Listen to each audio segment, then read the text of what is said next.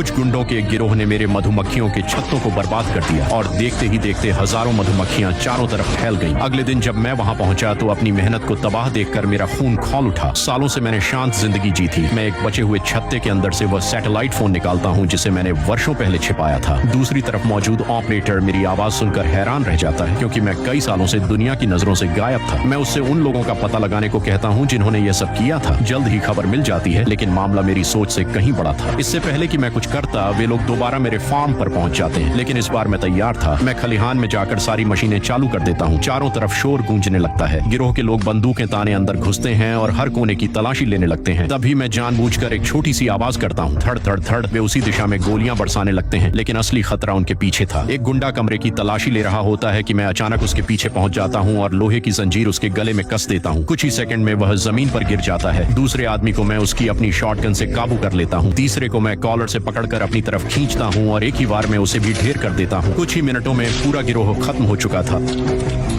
अब सिर्फ उनका नेता बचा था। उसके हाथ कांप रहे थे और वह घबराहट में अंधाधुंध गोलियां चला रहा था। तभी मैं चुपचाप उसके पीछे पहुंच जाता हूं। वह मुझे देखकर डर से जम जाता है। मैं उसे मार सकता था, लेकिन मैंने उसे जिंदा छोड़ दिया। वह भागकर अपनी कार में बैठता है और अपने असली बॉस को फोन करता है, लेकिन तभी उसे पता चलता है कि उसकी पूरी टीम खत्म हो चुकी है। इससे पहले कि वह कुछ समझ पाता, मैं फिर से उसके आदमी तक पहुंच जाता हूं। मैं उसे रस्सियों से बांध देता हूं, फिर अपने ट्रक की तरफ जाता हूं, अपना बैग उठाता हूं और आखिरी बार अपने मधुमक्खी पालने वाले सूट को देखता हूं। उसी पल मुझे एहसास हो जाता है कि मेरी रिटायर्ड जिंदगी खत्म हो चुकी है। मैं ट्रक का ब्रेक छोड़ देता हूं। ट्रक धीरे धीरे आगे बढ़ता है और पुल से नीचे जा गिरता है।